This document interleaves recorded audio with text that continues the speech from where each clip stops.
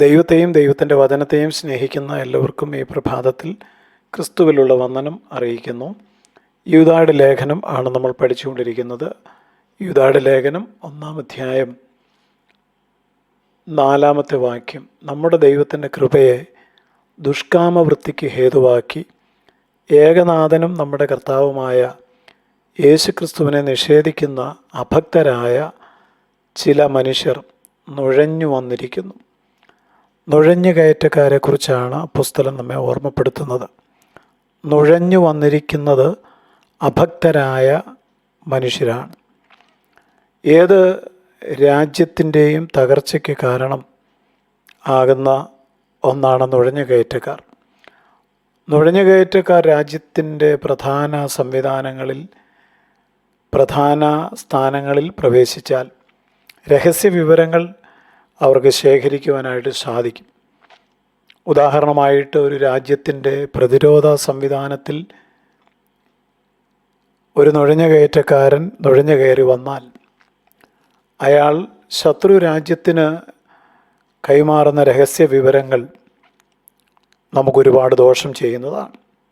സൈനിക താവളങ്ങളുടെ, ആയുധ സംഭരണത്തിൻ്റെ, സുരക്ഷാ സംവിധാനത്തിൻ്റെ, സൈനിക നീക്കങ്ങളുടെ, ഇങ്ങനെയുള്ള കാര്യങ്ങൾ, രഹസ്യങ്ങൾ കൈമാറിയാൽ ശത്രുവിന് നേരിട്ട് യുദ്ധം ചെയ്യുന്നതിന് മുമ്പ് തന്നെ ആ രാജ്യത്തിൻ്റെ ദൗർബല്യങ്ങൾ മനസ്സിലാക്കി രാജ്യത്തെ നശിപ്പിക്കുവാനായിട്ട് സാധിക്കും. നുഴഞ്ഞുകയറ്റക്കാർ നിമിത്തം ഭിന്നതകൾ സംഭവിക്കാം, ജനങ്ങളെ തമ്മിൽ വിഭജിക്കാം, സാമ്പത്തിക സംവിധാനത്തെ തകർക്കാം.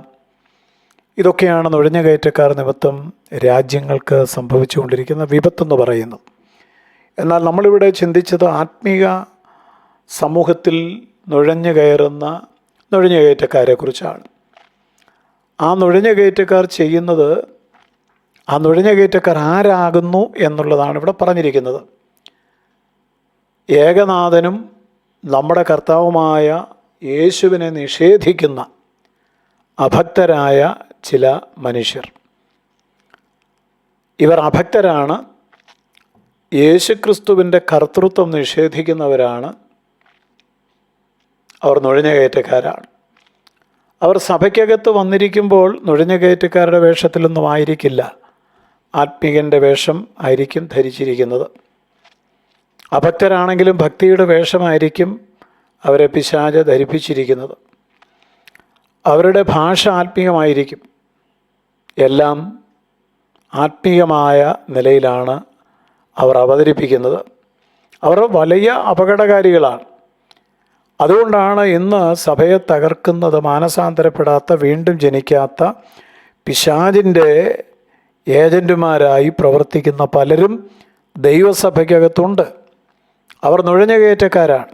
അവർ യേശുവിനെ അധരം കൊണ്ട് ബഹുമാനിക്കുന്നവരാണ്, എന്നാൽ അവൻ്റെ കർത്തൃത്വം അംഗീകരിക്കുന്നവരല്ല. യേശുവിൻ്റെ കർത്തൃത്വത്തെ നിഷേധിക്കുക എന്ന് പറഞ്ഞാൽ, കർത്താവേ നീ എന്നെ ഭരിക്കണമേ, എൻ്റെ ഇഷ്ടമൊന്നും വേണ്ട, നിൻ്റെ ഇഷ്ടം എൻ്റെ ജീവിതത്തിൽ നിവൃത്തിയാകണം, ഞാനല്ല എന്നിലൂടെ യേശു ജീവിക്കണം എന്നുള്ള സമർപ്പണമാണ് യേശുവിൻ്റെ കർത്തൃത്വമെന്ന് പറയുന്നത്. ഒരാൾ യേശുവിനെ കർത്താവായിട്ട് അംഗീകരിച്ചാൽ ആ വ്യക്തിക്ക് പിന്നെ അവൻ്റേതായ ഇഷ്ടങ്ങളില്ല, അവൻ്റേതായ ആഗ്രഹങ്ങളില്ല. എൻ്റെ ഹിതം അല്ല, അങ്ങയുടെ ഹിതം നിറവേറണം എന്നായിരിക്കും യേശുവിൻ്റെ കർത്തൃത്വത്തിൽ ആയിരിക്കുന്ന വ്യക്തിയുടെ സമർപ്പണമെന്ന് പറയുന്നത്. അതുകൊണ്ടാണ് കർത്താവ് പറഞ്ഞത്, നിങ്ങൾ എന്നെ കർത്താവേ കർത്താവേ എന്ന് പറയുന്നു, പക്ഷെ ഞാൻ പറയുന്നതൊന്നും നിങ്ങൾ ചെയ്യുന്നില്ല, ഞാൻ നിങ്ങളെ അറിയുന്നില്ല. ഇവർ നുഴഞ്ഞുകയറ്റക്കാരാണ്, പക്ഷേ ഇവർ സഭയ്ക്കകത്ത് ഇടം പിടിച്ചിരിക്കുകയാണ്. അവർ പാടുന്നുണ്ട്, പ്രാർത്ഥിക്കുന്നുണ്ട്, കമ്മിറ്റികളിലൊക്കെ അവർക്ക് അംഗത്വമുണ്ട്, പ്രധാനപ്പെട്ട താക്കോൽ സ്ഥാനങ്ങളിൽ അവർക്കിടമുണ്ട്, അവർ കൗൺസിലിലൊക്കെ ചിലപ്പോൾ മെമ്പർമാരായിരിക്കാം, പല ഡിപ്പാർട്ട്മെൻറ്റുകളിലും അവർക്ക് അതിൻ്റേതായ ഉത്തരവാദിത്തങ്ങൾ ഉണ്ടായിരിക്കാം. പക്ഷെ ഒരു കാര്യം, അവർ വീണ്ടും ജനിക്കാത്തവരാകാം.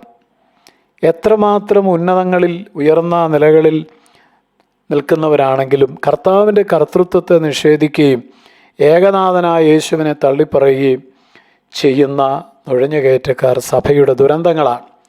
അവർ ചെയ്യുന്നത് നമ്മുടെ ദൈവത്തിൻ്റെ കൃപയെ ദുഷ്കാമവൃത്തിക്ക് ഹേതുവാക്കുന്നവരാണ്. ഇവർ ആരാണെന്ന് നമ്മൾ കണ്ടു. ഇവർ ഏകനാഥനും യേശുവിനെ നിഷേധിക്കുന്നവരും, ജീവിതം കൊണ്ട് യേശുവിനെ നിഷേധിക്കുന്നവരാണ്, വാഗൊണ്ട് യേശുവിനെ അംഗീകരിക്കുന്നവരാണ്, സഭയ്ക്കകത്ത് ഇടമുള്ളവരാണ്. അവർ അഭക്തരാണ്, അവർ നുഴഞ്ഞു കയറി വന്നിരിക്കുന്നവരാണ്. പക്ഷേ ആളുകൾക്ക് തിരിച്ചറിയാൻ പറ്റുന്നില്ല ഇവർ നുഴഞ്ഞു കയറ്റക്കാരാണെന്ന്. നുഴഞ്ഞു കയറ്റക്കാർ എപ്പോഴും അവരെ തന്നെ മറയ്ക്കുന്നവരാണ്. അവർ നുഴഞ്ഞു കയറ്റക്കാരാണെന്ന് ഒരിക്കലും അവർ വെളിപ്പെടുത്താറില്ല. മറിച്ച് ആ രാജ്യത്തിലുള്ള ഒരാളെ പോലെയാണ് അവർ ഇടപെടുന്നത്, വസ്ത്രം ധരിക്കുന്നത്, പെരുമാറുന്നതെല്ലാം. അവർ എപ്പോഴും ഭക്തിയുടെ ഒരു വേഷം ധരിച്ചിരിക്കും. അവർ ചെയ്യുന്ന പ്രധാനപ്പെട്ട കാര്യം ദൈവത്തിൻ്റെ കൃപയെ ദുഷ്കാമവൃത്തിക്ക് ഹേതുവാക്കും. എന്ന് പറഞ്ഞാൽ പാപം ചെയ്യുന്നത് കൊണ്ട് പ്രശ്നമൊന്നുമില്ല, ദൈവം കൃപ തന്നുകൊണ്ടേ ഇരിക്കും. അതായത് കൃപയെ നിസ്സാരവൽക്കരിക്കുകയാണ്. ചീപ്പ് ഗ്രേസ് എന്നൊക്കെ പറയാം. കൃപയ്ക്ക് വലിയ പ്രാധാന്യം കൊടുക്കുകയാണ്. പാപം ചെയ്തു കൃപ ദൈവം തന്നുകൊണ്ടിരിക്കും. കൃപ പെരുകേണ്ടതിന് പാപം പെരുകുന്നിടത്ത് കൃപയും പെരുകുന്നു എന്നൊക്കെയാണ് അവരുടെ വാദം. എന്ന് പറഞ്ഞാൽ പാപത്തോട് അവർക്ക് യാതൊരു തരത്തിലുള്ള കോംപ്രമൈസും, അവർ പാപത്തോട് കോംപ്രമൈസ് ചെയ്തു പോകുന്നവരാണ്. സാരമില്ല, ഇന്നൊരു പാപം ചെയ്തു, ആ പാപം നിസ്സാരമാണ്. നാളെ മറ്റൊരു പാപം ചെയ്യുന്നു, ഇന്നൊരു പാപം ചെയ്തു ഏറ്റുപറയുന്നു, നാളെ അതേ പാപം ചെയ്യുന്നു, നാളെയും ഏറ്റുപറയുന്നു. കൃപയെ നിസ്സാരവൽക്കരിക്കുകയാണ്. ദൈവത്തിൻ്റെ കൃപയെ ദുഷ്കാമവൃത്തിക്ക് എന്ന് പറഞ്ഞാൽ ദൈവം വെറുക്കുന്ന പാപങ്ങൾ ജീവിതത്തിൽ തുടർന്നുകൊണ്ടേയിരിക്കുന്നു. അവർ പറയുന്നതെല്ലാം കൃപയാണ്. ഒരിക്കൽ രക്ഷിക്കപ്പെട്ടാൽ ആ രക്ഷ നഷ്ടപ്പെടുന്നില്ല, ആ രക്ഷ തുടർന്നുകൊണ്ടേയിരിക്കും.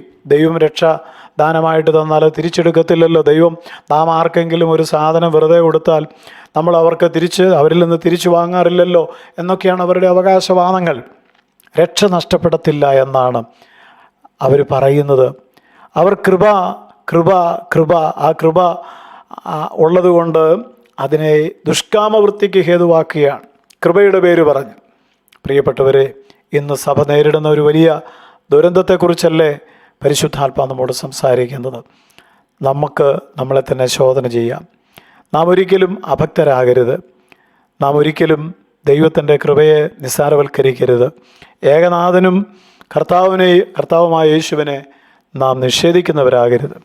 പിടിക്കപ്പെടും നുഴഞ്ഞുകയറ്റക്കാരുടെ കൂട്ടത്തിൽ നാം എണ്ണപ്പെടാതിരിക്കട്ടെ. സ്വർഗപിതാവേ, അവിടുത്തെ ജനമായിട്ട് അങ്ങ് ഞങ്ങളെ തിരഞ്ഞെടുത്തല്ലോ. അവിടുത്തെ ജനമായി തന്നെ ജീവിപ്പാൻ വചനം